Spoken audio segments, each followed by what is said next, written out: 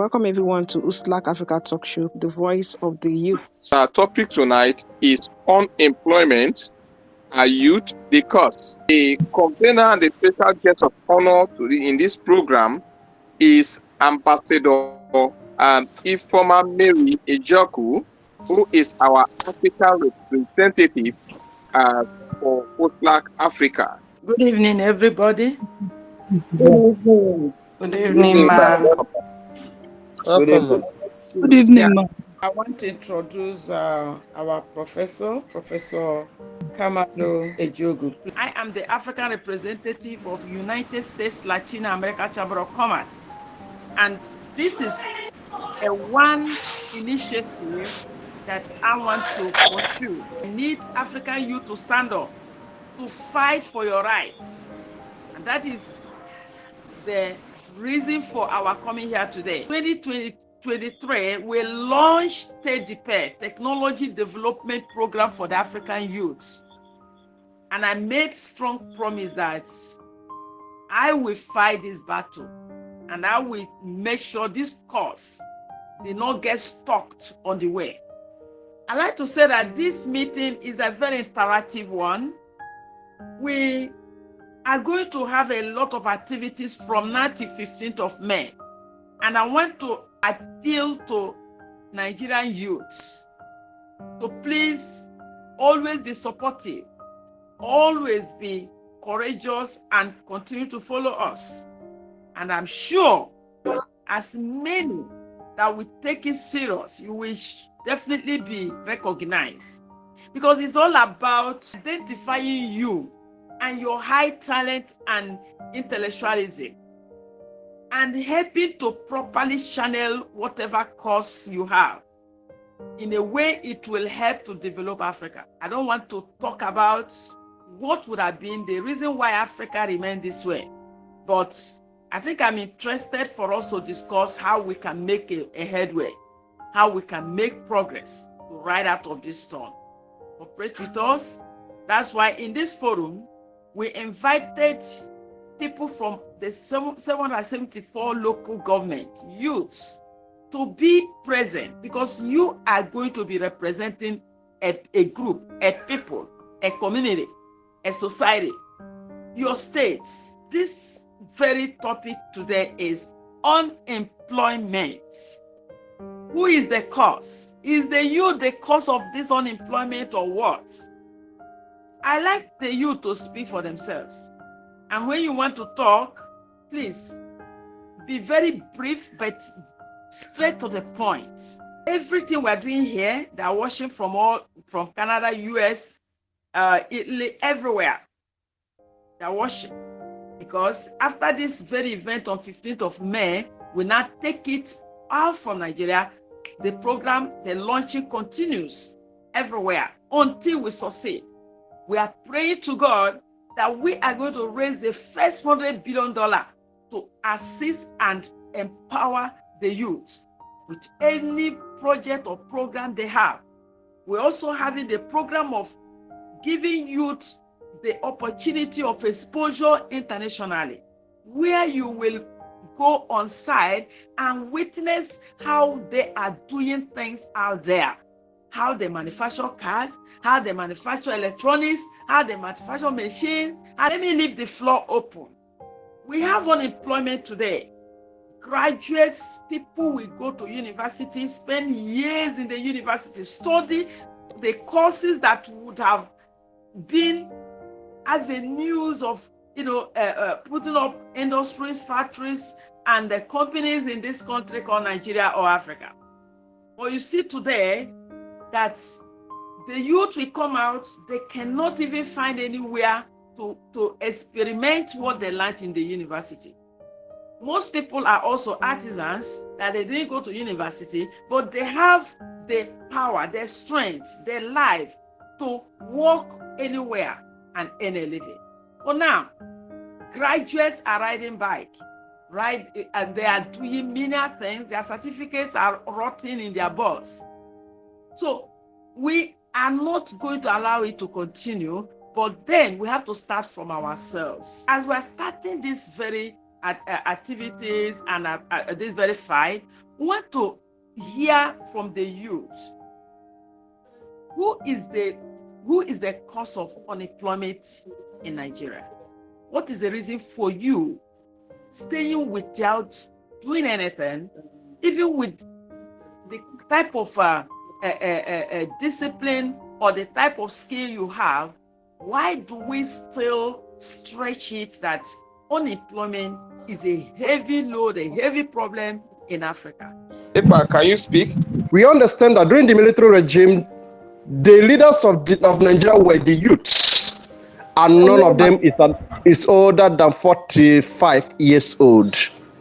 And these people led Nigeria to the extent that each and every one of us is actually glad and happy to the legacies they rendered, and which all of us are standing on today. But currently, we understand that the same people who led Nigeria during those years are still the leaders of Nigeria today. There was no plan, there was no soft ground for people to stand up on, and that is the problem of the youths. Mr. Imo. I wouldn't lay any. I wouldn't say the blame is on anybody. I would say it's from the colonial masters that we had, because as at that time, education was for office work, for white collar jobs, and that has been the case for now, up to now, that youths go to university, they study. Sometimes they don't know what to study. They don't know. Their minds are not on technology. Their mind is on getting job. That is education for job, not education for technology or education for any other development. So that trend has been going on till now. And very unfortunately, our governments, our leaders, the politicians are also there, and they don't support any technology. It is lip service they've been doing, and the money they vote for education, they vote for technology, is not there. They don't practice it. And then the youth now are not looking for a way out by joining politics, by looking for greener pastures, by their minds are not there. But now there are some that are very practical. There are some that are into technologies, and they lack funding, they lack support, they lack encouragement. So I am very happy for this program that has come up, and by the special grace of God and the love that the sponsors have, I am seeing a brighter future, that even the youth from Akwa Ibom State will stand up now, because we have a lot of technologies that we are developing, which is quite new in Nigeria, quite new in Africa, and we are now looking for a way out, that we will come out. So I wouldn't lay the blame on the youth or the parents. It's because of what we learned from the colonial masters. I like your statement. Please, all those people you say that have started their technology on their own, please let us know them. We have our coordinator, Madam Confidence. She is in charge of maybe when you finish from your state coordinator or local government coordinator, reach out to us, because that is the reason for our launching $100 billion for empowering those who have the mind, to start making things, to start inventing things. I know about a group, they are on automobile manufacturing, and I have told them we're adopting it immediately, but then we're going to ensure we get them exposure first. They need to go out there where every facility is available, and they meet with experts, spend like 6 months internship with them, then you cannot come back strong. Okay, Emmanuel. My number one point is just exactly what you just mentioned now, because I called it, it is called mismatch between education and job market needs, lack of industrialization. Because, in a country like Nigeria, there is not enough industries and businesses to absorb the kind of youth population. The manufacturing sector is very weak, you see, and the local production, just like she said when she was teaching, that we are a country full of consumption. Everything we are doing is consuming. We don't produce in Nigeria. So it's another aspect where we have unemployment, because we are the company where is which company will absorb the kind of graduate coming out every month or every year. Inadequate access to capital. When you talk about youth with entrepreneurial skill or idea, they lack funding and mentoring, you see, and access markets to turn those ideas into businesses. Because it's not all about getting, when you have you don't have capital, you are just going now. There's another it's a very big issue. Okay, Mike. The causes are firstly racism and tribalism. In Nigeria, tribalism has been weighing us down in our development. We are not living beyond our limitations like the youths. The individuals in Nigeria, we are not living beyond our limitation. If you come in Aba, we see many talented individuals, many talented youths finding way to do things. But in the same Aba, we still see some people belittling themselves. When we try to move or think ahead of time or ahead of what people think we are, we see ourselves developing the more. I like the points everyone has raised: the educational and skills gap, our economic situation, our colonial masters, etc. But I like to come from the angle of, with this condition that has been handed down to us, there's an aspect of choice. You can choose to be the cause of your own employment, or you could get creative or innovative. So it's now left for the hands of the youth to say, with what I've been dealt with, this is the individual choice. I will choose to be either employed, engage myself, find enterprise, find something to do, depending on where I find myself. The main gap for me personally has actually been the education and skill gap. I think Prof called it the mapping.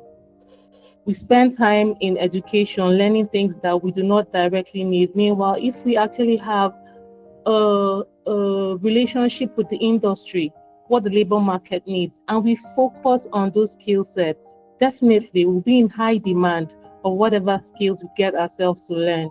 So is it the fault of the youths? For me, it's a yes and no based on your perspective, because even though you've been handed bad cards, you can take a decision like most people usually do, and be creative, be innovative, find out the skill sets that are needed in your labor market, get into enterprise and be productive. Take a decision to actually be productive with your life. Many young people, especially girls, face challenges accessing quality education. They're having that serious problem. Some parents are not ready to give their girls the quality education that they need in order for them to be able to get employed. Most of them, because of the lack of quality education, they will sit behind. Some of them become housewives, and they are not employed when they are at home. Sometimes their family will be very difficult for them to run. The second one is gender inequality, rather gender inequality. Gender inequality persists with young women facing discrimination and limited opportunities. They will begin to discriminate. This person is old, this person is young. We'll give it to who have the experience. Israel. If the youth who is going to school to study should have a mindset of entrepreneurial ideology and comes out successfully and sees a support from the government to start up something, and I think the unemployment rate will not be there today. It will be so scarce in our society. Thank you. Please, can you be able to have the floor? I see the youth are the cause of their own unemployment in the country, because most of the youth these days are mentally lazy, mental laziness. They've already decided that there's nothing they can think out of their head except to do some of all these illegal jobs like Yahoo and the rest of them. So first of all, they used to fight that mental laziness first, before they can start thinking out of the box to tackle unemployment in the country. That's just what I have to say. Thank you. My name is Dr. Chukwemeka from Madagascar. I'm not living in Nigeria. Unemployment is into, we have personal factor and governmental factor. One of the speakers made mention of what I want to say. Africa is bedeviled with mental slavery by the reason of the colonial masters, and we need to emancipate ourselves from mental slavery, telling ourselves who we are, who God has made us to be. Also, ignorance. Ignorance is a factor that has hindered many youth. When they did not realize their place in destiny, they might settle for less. We need to know that God has created us for more than the life we are living. And also governmental, poor education and lack of work experience. I thank God for Ambassador Ifoma and the empowerment, the take the pair, what Uslacc has in store, empowering the youths. I believe that when the youths are empowered, they will find a job, they will be creative, they will manufacture things. Even if the government does not give you a job, you can create a job for yourself by the reason of your creativity and your practical, what you can practice. So you can create a job for yourself even if you don't have governmental jobs. So I believe personal and governmental contribute to unemployment. Thank you.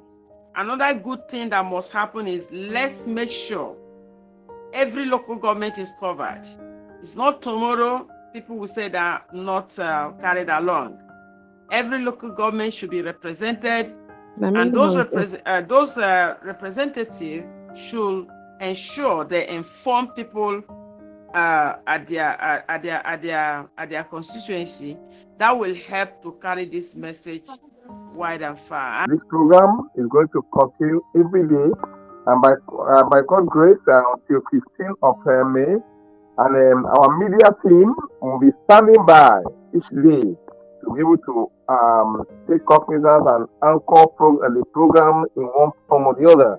And if you are interested to join, you are from a state and your state coordinator have not linked you up, you are here as a media representative or you have knowledge of media, please, you will meet your state coordinator to send your WhatsApp number so that we can add you to our media team, national media team. Please, very important.